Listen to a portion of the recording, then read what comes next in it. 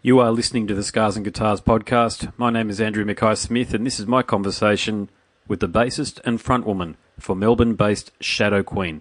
Her name is Robbi Zana. I really hope you enjoyed this conversation because I certainly enjoyed asking the questions and listening to Robbi's excellent responses. Let's go. You have to work a day job as well as performing Shadowqueen in your covers band? Certainly do. I work at a school down the western suburbs, and I sort of coordinate there and mentor bands. Alex does the same thing. We work at the same school, and he works at different schools around town. So, we mentor bands and do a little bit of teaching. So you can still do music. So that's the main thing, is we could still get our music stuff in. What got you started performing music then? God, I probably did a fake microphone when I was a kid up at the TV, like we probably all did, pretending to be a rock star. But yeah, Mum and Dad gave me the opportunity, because they never had it, to play an instrument. So I did piano, and it was all classical piano. I just played classical stuff up until I was in my early teens.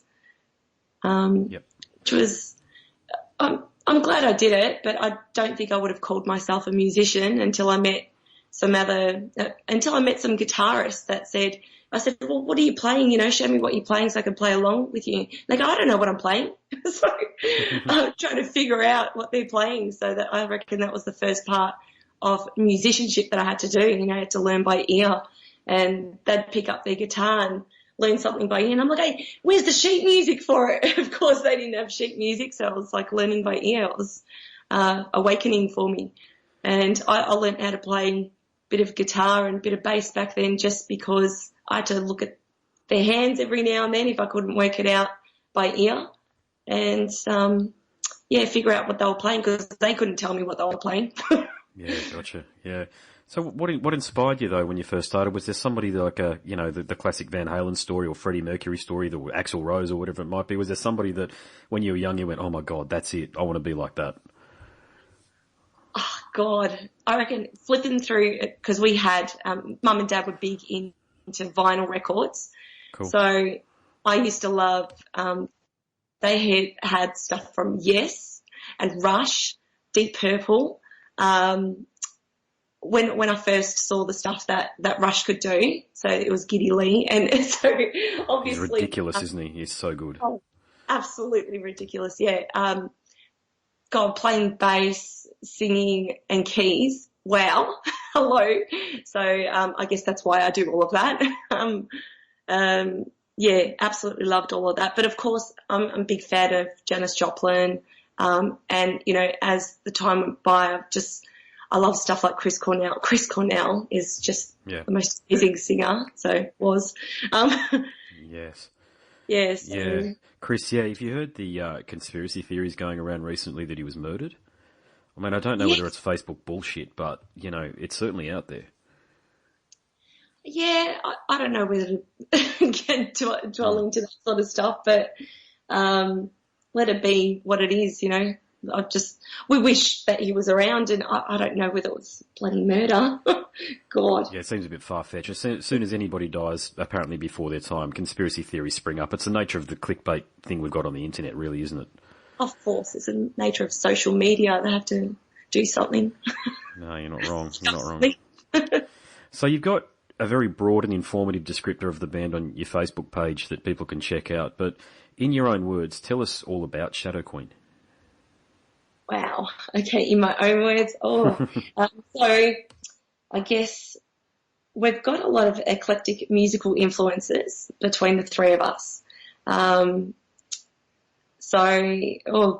Everything from Queens of the Stone Age to Royal Blood. Love Royal Blood.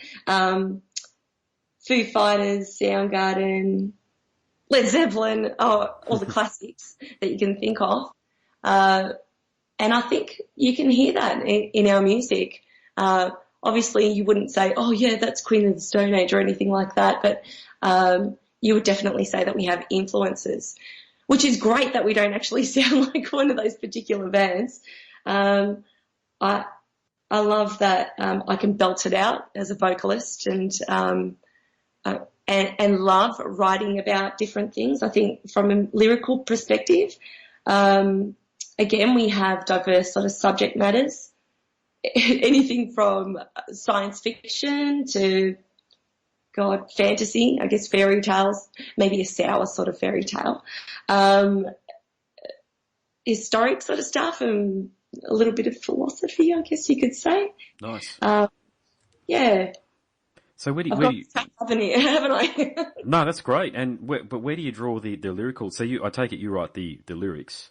Yes. Yeah. So where do you get the subject matter from? I mean, are you a prolific reader, or we mentioned social media earlier? I mean, there's so much rich content available there to draw inspiration from, good and bad. Yeah. But Yes. where do you get your content ideas from? Oh, let's see. Oh, one of my favourite. I probably like a lot of fantasy stuff. I love reading Raymond E. Feist. That was like that. They were my classic books growing up as a kid, and like The Magician. And yeah, I like that sort of stuff. And yeah, I probably take some topics from books that I read, and also, I guess, reality, bit of life content there with a few fantasies involved. Yeah, cool.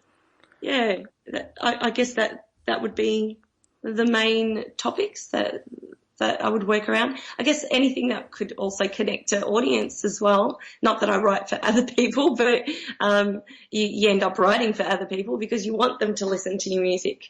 So For sure. Yeah. yeah. Yeah. So, you mentioned Queens of the Stone Age before and Led Zeppelin, and I think I must have hit it on the nail on the head, so to speak, because the only other bands that I can think, well, there's a few other bands you'd mentioned, but I also picked up Wolfmother, even Blue Cheer, and I'm going to ask you a question about the Baby Animals, because you guys have got a bit of a Baby Animals vibe going on, which I think is wonderful, because I think the relationship that you've got with your guitarist Simon is very reminiscent to the relationship Susie DiMarchi has with Dave Leslie, the excellent guitarist in the Baby Animals. But I'll sort of backtrack a little bit. Living Madness, tell us all about the album, and what's your take, though, on what the response has been like? How's it been received by punters? I think we've had great reception.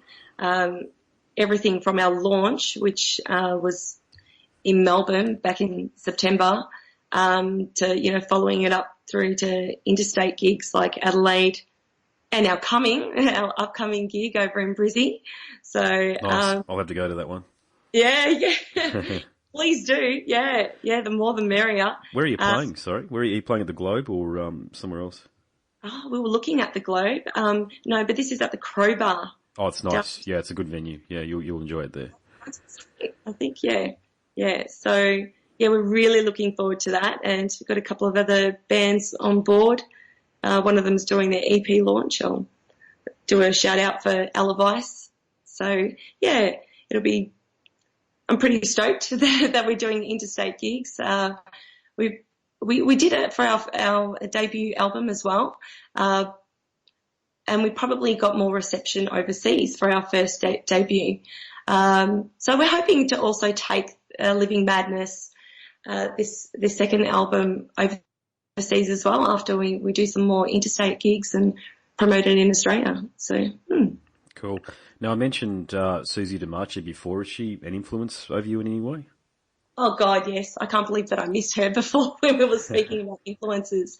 Yeah, absolutely. Like, Susie's voice is raunchy, rocky, yet Yes. With different tonalities. She can be so sweet in her tone as well. Yeah, beautiful voice. And they've also done some stuff not that long ago, and they're trying to promote their stuff around Australia. And Yeah, I saw them at a Telstra gig. They're doing on the corporate scene, so I saw them at a Telstra corporate gig down in Melbourne a couple of years back, and my God, I didn't. The first time I'd ever seen them actually, but I sort of was kicking myself that I hadn't sort of made my way out beforehand. I was too young in the 90s to go to pubs and clubs when they were at their, commercial peak, so to speak. But what a wonderful lead singer she is, and that relationship she's got with Dave, as I said, it does remind me of what I've seen of you guys. So the YouTube videos and some of the videos you've got on your Facebook page.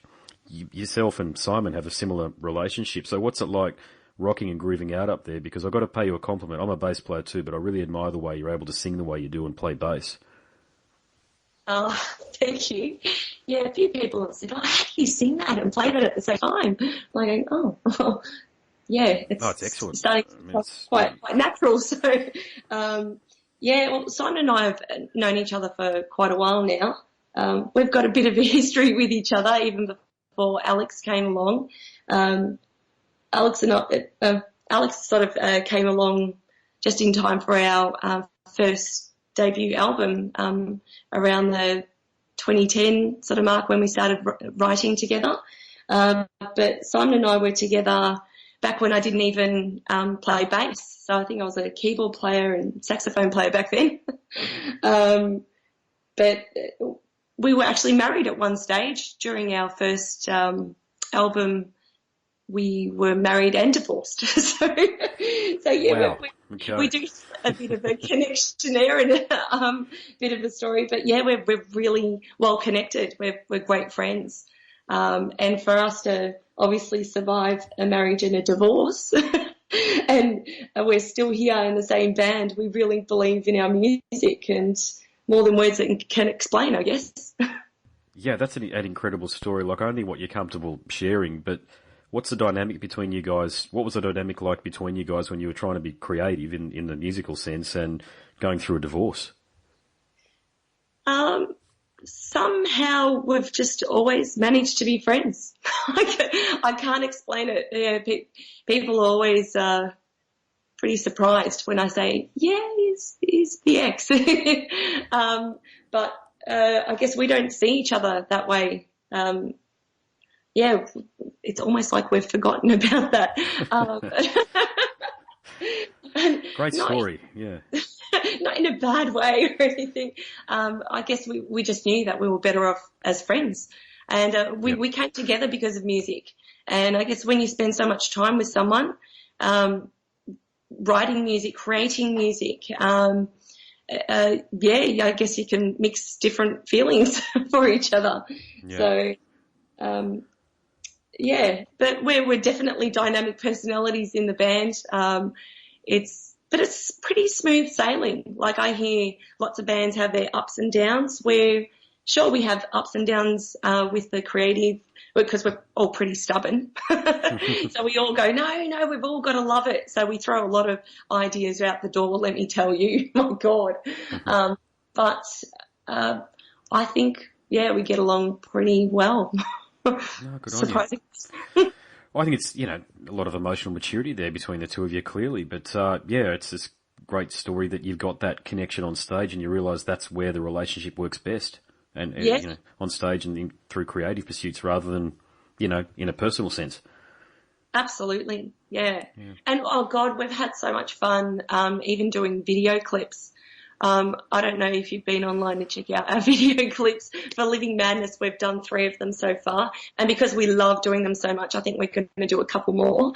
The first one that we released was the end of last year. It was Waiting on You. The start of this year, it was Unconditional. And then our last single was Open Your Eyes. So, wow. I don't know if you could tell, but, the video, because we were just like crying with laughter. So the fun process. And again, even in the studio when we were recording the album, especially the last stint when we were recording at Lighting Hill with Ricky Ray at the studio there, which was beautiful scenery. You just get even closer every single time, you do another song, another creative piece. So, Yeah. Now, a bit of a different question for you. How much pressure do you feel to relocate elsewhere? For example, London or LA, because you're pretty much you're in the place to be in terms of Australian music, aren't you? Absolutely. Yeah. Well, I think Melbourne's pretty rocking, but, nothing against the other state gigs. We're really keen on doing our interstate gigs, but as I mentioned before, we'd really love to take this overseas. We did release our first album with a French label. So I guess, we had some really good Europe reviews and got into some really good magazines over there, like Classic Rock Mag, Fireworks. I think we wouldn't mind relocating. We definitely would do it for the band. I guess the opportunities have to come up and we have to make those opportunities. France, UK, Germany, would love to travel and do gigs there, maybe even relocate permanently, who knows. Definitely open-minded for that, all of us. Yeah, France is an unsung contributor to the world of rock and roll and metal, actually. With my podcast series, I've got a substantial amount of people from France, and it's always usually Germany that gets the focus, Germany and England. But, mate, the French are out there with it. There's a lot of creative people there. I think I get more requests to be interviewed from French bands than from any other nationality. Wow. So that does not surprise me at all that you're finding success with a French label. Yeah. Well, we can tell even with our iTunes, who buys it and from what country. And, yeah, they seem to be goers with the music. They love it. Yeah. There seems to be a connection with their love of Australian music. Now, a good example there is Tina Arena's had fantastic success in France. So France might be one of those places where you could go and you could use it as a launch pad for the rest of Europe. Definitely would love to tap into that. Yes. Right. So what's your take? And I asked this question of all of the Australian artists that I interview. What's your take on the Australian music industry? So I asked that question with a focus on the sort of music that you're doing. How much opportunity for success do you think there is if you stay in Australia? Well, wow. I don't want to be pessimistic with this response. No, it's all good. I think I know where you're going to head with it, and you're going to be dead on. Well, I keep on reading that rock is dead, and, which I don't believe it. I just don't believe it. I still see bands coming out, but I see a lot of the old bands being revamped rather than the new bands getting a chance to come out into the market. I don't see enough of that. I believe the Australian market had that a lot in the 90s and the early 2000s, but not so much now, which is a shame. I believe there's room for it. I think the next generation have been cued into a lot of TV shows that represent a lot of pop. Yes, big time. Yep. So I guess some of the rock has been forgotten in that respect. But as they grow older and the influence from their parents, they might come around to going out to pubs and experiencing and feeling out bands more. And I think that's where they start getting interested in more of the rock style when they're introduced to the pub scene. Yeah. So I read with interest, and this is about the North American music scene, specifically the USA. Eddie Trunk, who I think is fantastic, he tweeted recently that it was a disgrace today that there was not a single rock act represented as either a nominee, and I don't want to misquote him here, but I think this is what he said, a nominee or obviously then a recipient of an award at the American Music Awards that happened today. So there's this almost, I don't want to use a word like prejudice, but I think you know where I'm headed. There's almost this bias against people who are playing rock and roll, but the thing is rock music fans are in every corner of the globe. And I know that because I host a rock and metal focused podcast, and my listeners are in Iran, Saudi Arabia, of course they're in South America, Europe, Australia, North America, they're all over the place. I couldn't say that they're focused exclusively in any one area. But there seems to be this bias, even internationally, against rock and roll, and my theory on it might be that we just have this obsession with the new. So I don't know whether I won't ask a lady her age, but I remember in the late 90s, of course it said rock is dead, electronic is going to be the new thing. And bands like The Prodigy, all good bands, Chemical Brothers and Prodigy, were, good artists or DJs or whatever they refer to themselves as being. But of course rock didn't go away, it just went underground for a period of time. Yeah. But it doesn't mean that there's very limited avenues or pathways in Australia for a wonderful band such as yourself. So it was very interesting to hear that you mentioned I'll name it, I won't get you to name it, but The Voice and Australian Idol and all those sort of things, they have the same impact on other countries as well.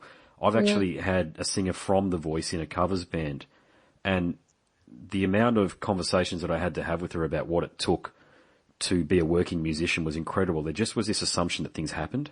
And I think just to probably ask for your comment on, you said, I won't quote you directly, but you said something along the lines of, they're conditioned, they've been conditioned differently than what we were because we didn't grow up. Our opinions and the like, if you like, were more or less formed by the time The Voice and Australian Idol came along, but their opinions are being formed through these programs, aren't they? And they're looking for this big spotlights and this big success. They're not looking to do the hard graft, the long way to the top if you want a rock and roll sort of thing. Yeah, well, the new generation is, they want everything quick. I mean, I know myself now. It's like my computer's taking time to load up an extra few seconds.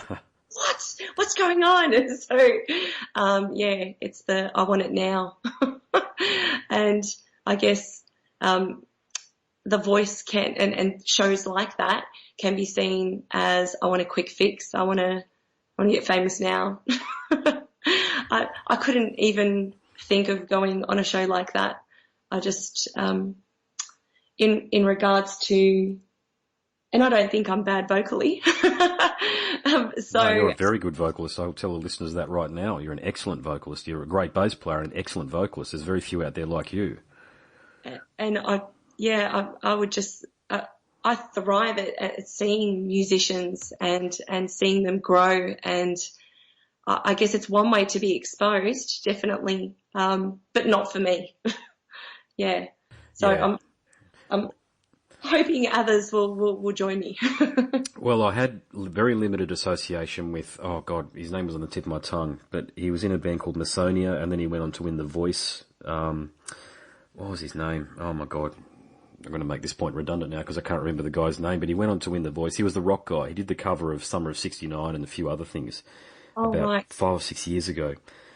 I keep on thinking his name's Zadro. I don't know, I've got a mental blank, but I was in a band called Velveteen, and we shared drummers with a band called Masonia, and I had limited interactions with him in the rehearsal space that we used to frequent, and he was very down to earth and very chilled. He was the guy that ended up, I don't know whether you remember the story, but I'll actually, when I post the radio and do the podcast, I'll actually research the guy's name and I'll put it in afterwards who I'm talking about. But do you remember the bloke who went and lived in a cave for a bit and then a couple of years ago was busted at weapons and drugs charges?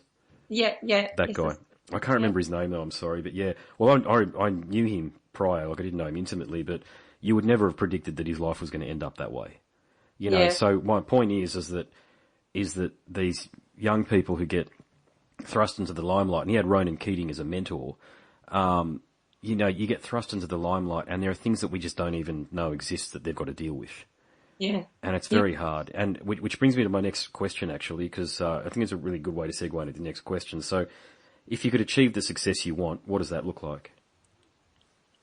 Well, quit my daytime job and only write for Shadowqueen, tour and keep touring and keep writing. I just want to keep doing album after album and keep writing music. I just love it. And I think the boys would say the same thing. Simon and Alex would love to do the same. Definitely tour more around Australia as well as overseas. It's not out of the question to definitely up and move and just keep on moving. I think I've lived my life for music, and would keep doing that. And I hope the future holds that. Yeah, good on you. I should remember the guy's name now. Altian Childs. There you go. It was on the tip of my tongue. Altian Jurek. There we go. Yeah, that was his name when I knew him, Altian Jurek, but he's obviously got the stage name, which includes Childs now. But sorry, I digress. I just wanted to put it in there.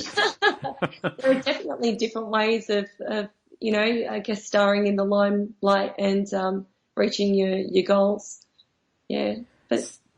So how do you keep it together with, I mean, you got the ideal situation in my view because there's only three of you. I'm in a situation now where the band I'm in want to recruit an extra 2 members, and I'm basically saying let's just keep it to 4.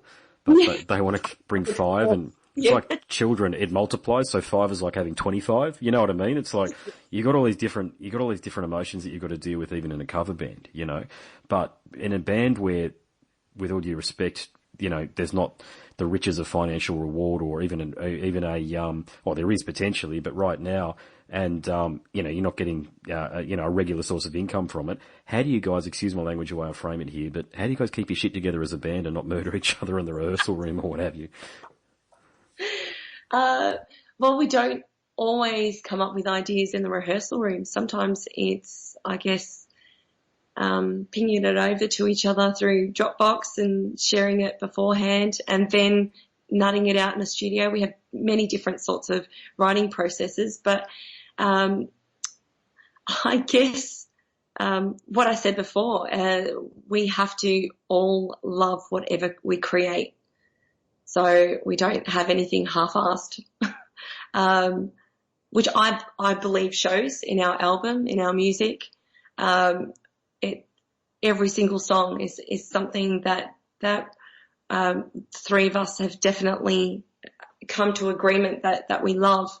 For us to add a fourth or fifth person, oh God, no, I don't think we could do that. Oh God, yeah, I'm dreading it, to be honest with you. I'm sure they're lovely people that are looking at, you know, I leave the recruitment up to the drummer actually, and I just sort of have an opinion, but my opinion's fixed. Less is more.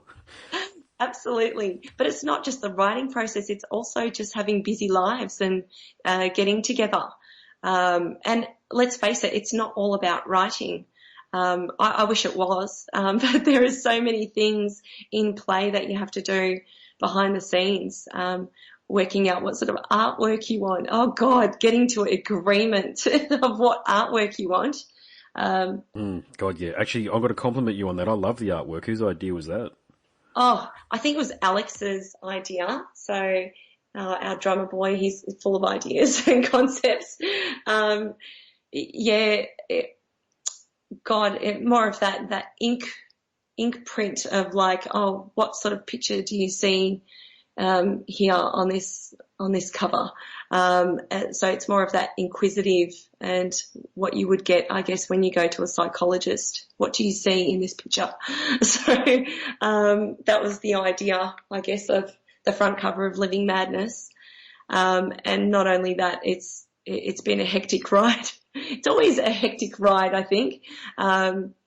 We probably think that, and I'm sure that every band experiences it. And everything from trying to get artwork together and you think that it's going to be ready for next week and it drags out. It's always some sort of hurdle. Always something, yeah. Then it's photos. Oh no, something's gone wrong on this night. We've got to do it a different night. Oh, the venue. And it's, everything's drawn back and lots of hurdles. Lots of hurdles. Sounds like you've got a very good outlook on things, though. You're very measured. You know, you're sort of just taking it all in your stride. And I think when you do that, when you don't sweat the small stuff, so to speak, and you just sort of get on with the business of being in a band and just doing your thing, then you open yourself up for the opportunity for success rather than focusing on every little detail. And I'm sure you've been in a band with somebody that just wants to focus on all of the negatives, but it sounds like you're a very positive person, got a great outlook on life, not just with the bands, but in general. And I think for somebody like yourself, success is bound to happen. It's just a case of when it happens. God, I hope it's soon. I want to quit my daytime job. It'd be nice, wouldn't it? Yeah. Hey, we're striving for a goal. So I guess that's the positive outlook. You just keep on wanting that goal, and we've got a common goal. And that's why the three of us are gelling well. Yeah, cool. Well, so you can hear it. You know. I mean, you can hear it. I interviewed local Sunshine Coast band near me, Fragile Animal. Same thing going on with those guys there. I think you can actually hear when a band's got it together. And I want to ask, what I want to do now though, I've got 10 questions and I asked the guys in Fragile Animals the same 10 questions. So have you got time for that? Are we cool if they're 10 questions, they're sort of, they're not yes or no, but I'll give you an example. The first question that I've got is, right now, who's your favourite band or artist? Royal Blood. The sound that they can produce as a two-piece is phenomenal. Obviously, I know that there's, layered sounds and everything, but, just love their ideas and the whole concept of having two people, just amazing. Yeah. Sweet. What about your favourite album? Favourite album? Wow. can't think of a favourite album. What about one that influenced you when you were younger, when you were still sort of forming ideas about what sort of a musician you wanted to be? Wow. I guess as an artist, wow, different eras of my life. Let's see.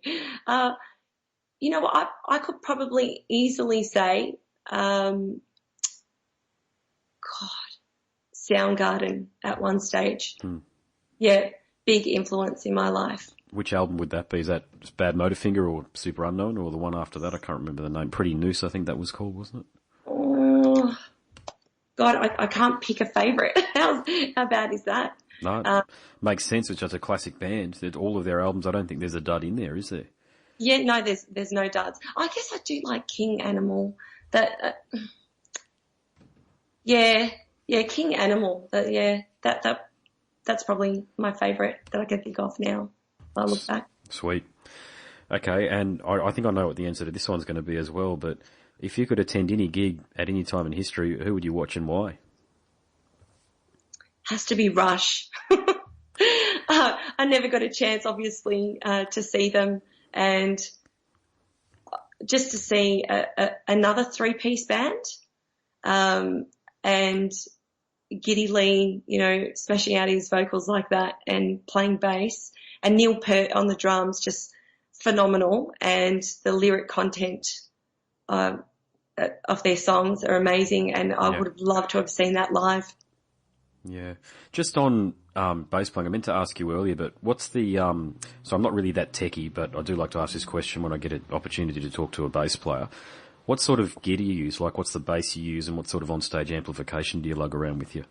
Yeah. Well, stupid me has some of the biggest gear that you could probably cart around. So I've got an Ampeg rig. It's a fridge. Oh, the 8x10. Yep, the classic 8x10. Yep. Yeah. The box is as tall as I am. So, and my head is so heavy. My God, because it's valve. But I love the sound that it produces, and I've got an old school bass. It's a 70s bass. It's a P bass. In fact, it's a 73 model, and I just love my P bass. It's it just sounds so meat and potato. It's so raw and big sounding. Yeah, and which I think we need for a three-piece. Yeah, I agree. I can totally understand, given the nature of your music, why you need an 8x10 on stage. It's not, 4x10 wouldn't do you any justice, I don't think. And it's really interesting to hear that you're using a 73. So that's a real one from 73, is it? It's not a reissue? Correct. Yeah. How did you get a hold of that, if you don't mind me asking? Is that something that your parents had, or you just... No, I wish, right? Back when I went to uni, I guess I was a keyboard player back then, and I helped out with all of the new techie sort of stuff and get their recording gear. And because I helped set up all of their computers, they said, "Oh, you've got first dibs at our second-hand sale." And I got the bass for such a cheap price, and as well as this old school keyboard. And I never even played bass back then, but I knew the value of it. I just thought, one day I might play bass. You never know. Yeah. And back just before we decided to do the debut album, in fact, Shadowqueen was supposed to be a 4-piece. But we ended up being a 3-piece because we couldn't find a bass player that we gelled with, and I decided to record the bass. It was really weird. We did some cover gigs, Simon and myself, and one night I just said, you know what, I'm going to get the bass on tonight. I've got this awesome bass sitting in the cupboard. Instead of playing acoustic guitar tonight, I'll play the bass. And he's going, "What? You don't know the bass lines?" I said, I know them on keyboard. It'll be close enough. So I got the bass out, and end of story. I've been strapping that bass on ever since then. And I thought I wasn't a good enough player as a bass player when we found Alex, because he is just a phenomenal drummer, and same with Simon. I thought that I would let down the team, and I guess that's why we pursued trying to find a bass player, so we could be a 4-piece. But after auditioning a few people, Alex said, why don't you play bass? And I go, yeah, sure, okay. If you guys are okay with me playing bass, I would absolutely love to. I was stoked. So I absolutely love playing bass, but I just never thought that I was good enough. And obviously I've grown with Simon and Alex, and I think I've become a proficient player now. And I guess I was good enough to record the first album too. So fantastic, yeah. No, good on you. I think if you could peer into the inner workings of the cosmos, you were destined to have that bass actually, because it is a bass befitting of your wonderful stage presence and your style.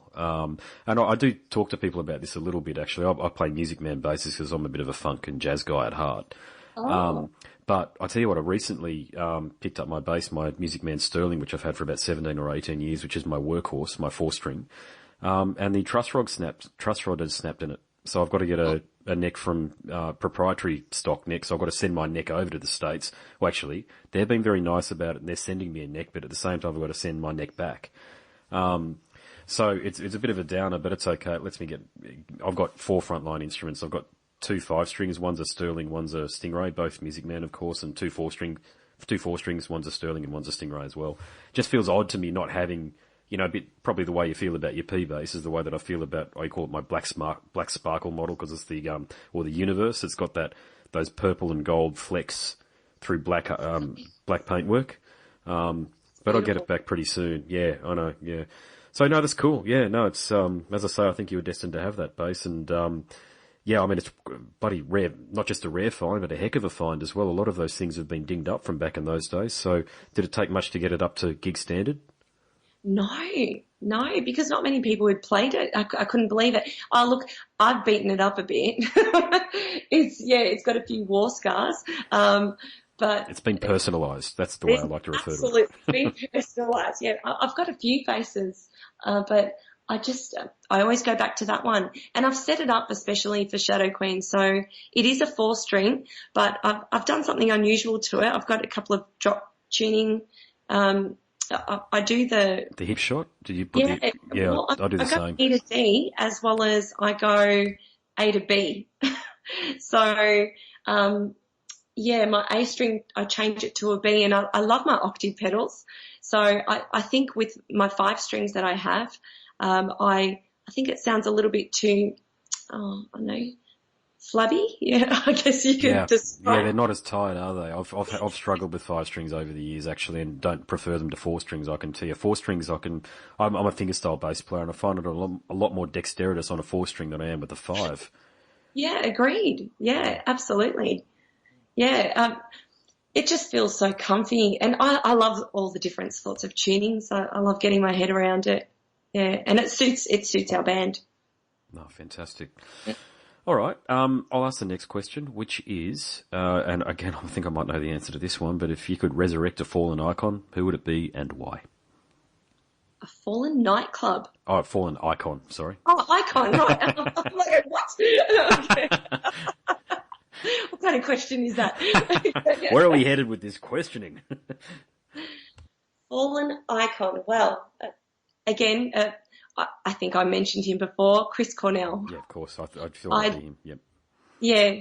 Well, God, I'd love to just interview him, just pick his brains, and would love to hear him sing again. Yeah. Yeah, famously very nice guy to his fans too. He was the sort of bloke that had time, and even though he was of megastar status, and instantly recognisable, that's the other thing. So he couldn't go down to the shops and buy his bloody Cocoa Pops and milk without getting recognised.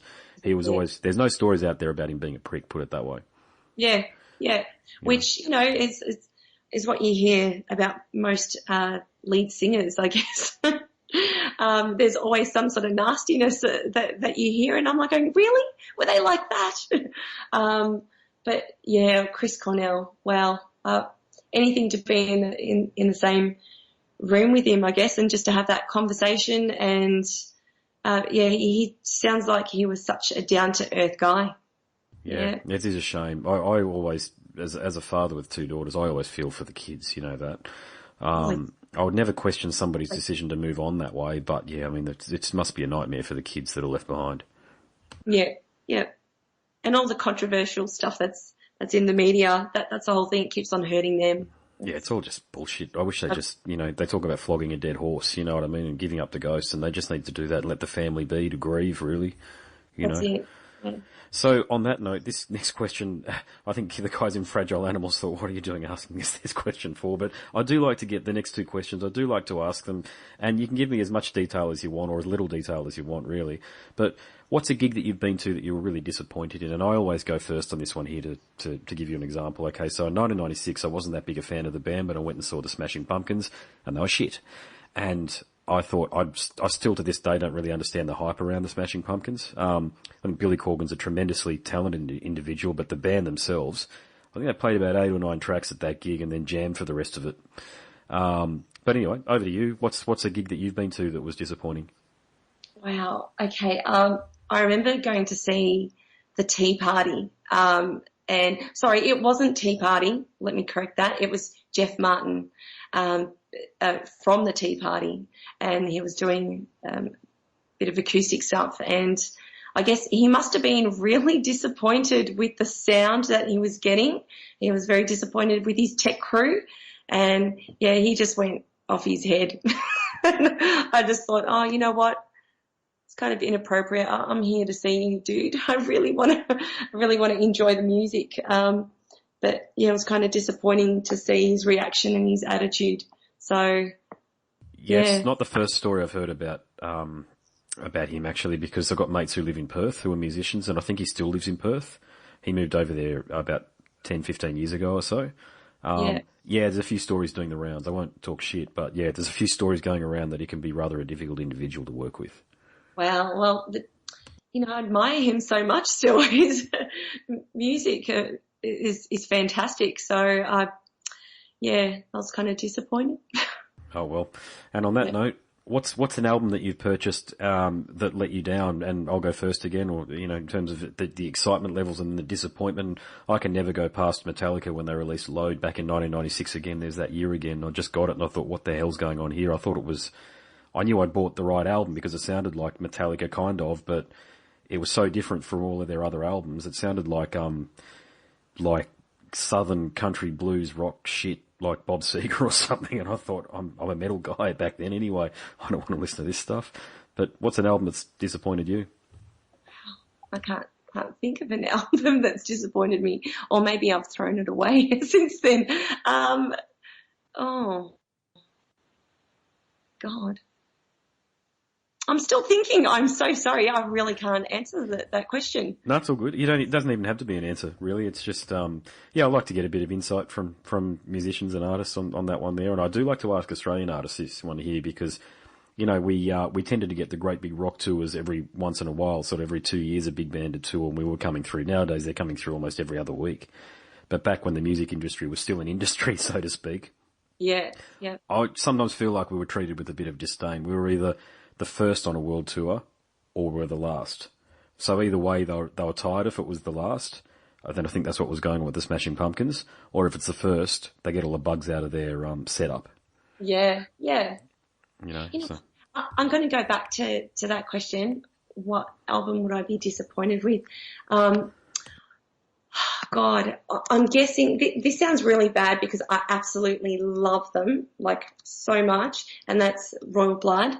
I was a little disappointed with their recent album, just because I was expecting something different, but it's not that it was bad. I guess I wanted something like their first album, a little bit more raw. Yeah. Yep. Where this time, that they had so many layers, it sounded like they were a full band instead of just a 2-piece. So. Yes, yeah. Look, that does happen, doesn't it? As soon as they start sort of getting a bit too experimental and, overtly creative in the studio, I've always believed you've got to sort of write songs in a rehearsal room and get them sorted there first before you go on, because you can't lose the essence of what the song's all about, Well, that would be my view, but I understand you've got to move on. I think it's really cool that bands grow and they keep on writing differently, but I think it was too soon. I wanted more. I wanted more of the first album. So, yeah. No, cool. Yeah. All right. The next question is, name a song that you think sums you up nicely. It could be, it can be a classical number. I don't know, anything. A song that sums me up. Yeah. Could be a song title or the lyrics in a song. I've never had such a question. Glad to be the first. Well, I guess, AC/DC is coming to mind at the moment, just because, the whole Malcolm Young thing. Yep. God bless him. And yep. I went through a few AC/DC songs on the weekend. Just, I guess I was overly drained of AC/DC on the weekend. I would say Highway to Hell. Great choice. Yeah.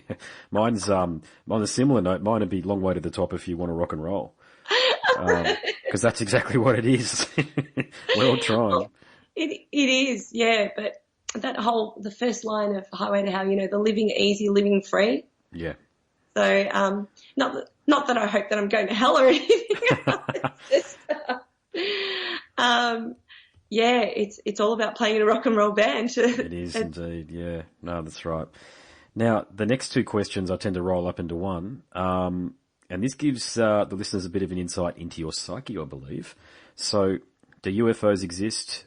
And have you had a contact or any sort of contact with UFOs? And what about the supernatural and the paranormal? Do they exist, and have you had any interactions? Right. Oh, see, the whole, I guess from, again, the lyrical perspective, yep. writing with Shadowqueen, I write a little bit about this and cool. Astronomy and science fiction. And sure, I think that there is something out there. I would hate to believe that we're the only ones in the universe. We're just a spectacular planet, and I think that there has to be something else out there. And okay, have I had contact? God, this sounds weird. I went on a tour with a band to the Middle East, and we were in Dubai, or I think it was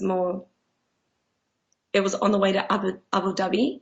Yep. And I got to sleep out in the desert, and I could have swore I saw this light shoot from one side of the sky to the other, and I'm like going, look, and I was like yelling out. Simon was there, in fact, and we were looking at this light, this beam of light, just, I don't know, just go totally from one side of the sky to the other, and I'm like going, that was not a plane, that was not a shooting star. Going back and forth, or did it just go one direction? No, it did go back and forth and zigzag, and then just shoot to the other side of the sky. Oh, you've had an interaction for sure. Yeah, so, that's cool. cool. No way, that was just too weird. And it's the whole thing of like, how do I explain it? There must be something that I could explain it, something scientific, but I just can't. Yeah. What about the paranormal, ghosts and that sort of thing? You had an experience? Well, my mum and sister tell me stories that I was involved in some sort of paranormal activity.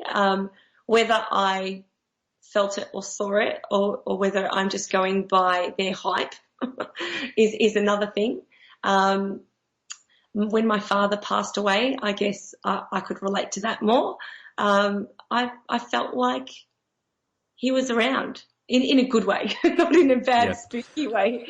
I can relate to that because my father died years ago as well, so I think I know exactly what you're saying. Yeah. Yeah, it's just that feeling, and it's not like I'm seeing anything. And I've had like some really vivid dreams and awoken, like I've spoken to him, and I guess it's unnerving, but also so connecting and relaxing at the same time. Yeah, so I felt like it was him. Yeah. No, thanks for sharing that. That's a lovely story, actually. Yeah. No, good on you. Well, on that note, that's it. I've really enjoyed this chat, actually. I think listeners will get a wonderful insight into a Melbourne-based Australian musician, artist, someone actually doing it, someone on the floorboards doing it. I'm particularly, it's very interesting to me that you're also a covers musician as well. Yeah. That you're actually out there doing it in both senses, because I think you've got to basically commit wholeheartedly.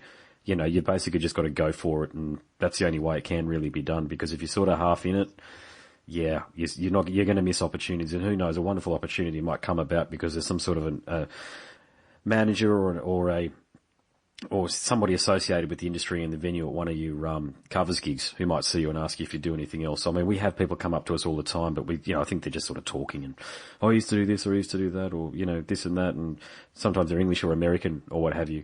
So you're not really sure, you don't know the background. You never know. You've got to put yourself out there is what I'm saying.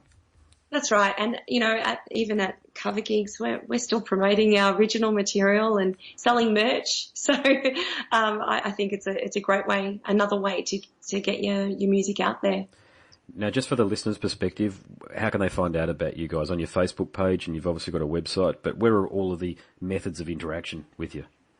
Yeah, well, definitely our website, so shadowqueen.com.au, as well as the Facebook, and check out our gigs. I think we're great live. I mean, that's where our hearts are. We love getting up on stage and just jamming it out. So I wish anyone to come along and experience that with us.